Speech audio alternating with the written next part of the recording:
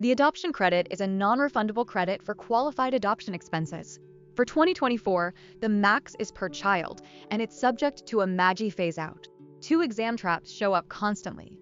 Married filing separately can't claim it, and eligible child includes a child under 18 or a person of any age who is physically or mentally disabled. On the EA exam, they love the phase-out because it's unusual. Same range for all filing statuses. In 2024, the phase-out starts at $252,150 of MAGI and ends at $292,150. Above the top number, the credit is gone. So when you see a high-income adopter, your first move is check MAGI against that range. Now the special needs rule. If a child is determined by a state to have special needs, the taxpayer can claim the full maximum credit even with zero out-of-pocket expenses. That sounds wild, but it's real. Key limitation. For this special needs rule, the child must be a U.S. citizen or U.S. resident when the adoption begins. Qualified adoption expenses must be directly related to the legal adoption. Think fees, court costs, attorney fees, and travel like meals and lodging. Also testable, an unsuccessful adoption can still generate qualified expenses, but only if it's a U.S. citizen or U.S. national child. Disallowed items include illegal expenses, surrogate parenting, and adopting your spouse's child. Timing is where students lose points. Domestic adoption has a special rule. Expenses paid before the adoption is final are claimed in the year after you paid them, and that's true even if the domestic adoption fails. Foreign adoption is stricter. You generally can't claim any pre-finalization expenses until the year the adoption becomes final. One more timing twist: post-adoption expenses.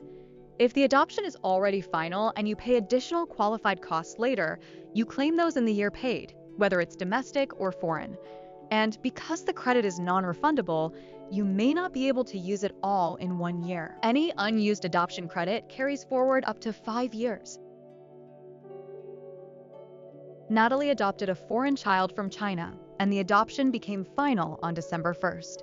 During the year, she paid $14,900 of qualified adoption expenses. Her employer reimbursed her for $4,000 of those expenses under a cafeteria plan. What's the proper treatment on her tax return? Think about whether she can exclude the reimbursement, and what happens to the credit amount. The correct answer is, she can exclude the $4,000 reimbursement from gross income, and her adoption credit is based on $10,900.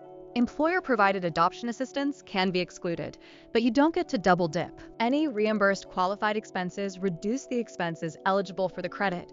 The tempting wrong choice is claiming the full $14,900 credit while also excluding the $4,000. To claim the adoption credit, which form must be filed with the tax return? Scan the options and look for the form that specifically reports qualified adoption expenses and the adoption credit calculation. Think about it. The correct answer is Form 8839. Qualified adoption expenses. That's the form used to compute the adoption credit, apply limitations, and report any carry forward. A tempting distractor is any random information return sounding form number, but for adoption credit, 8839 is the one you should memorize for the EA exam.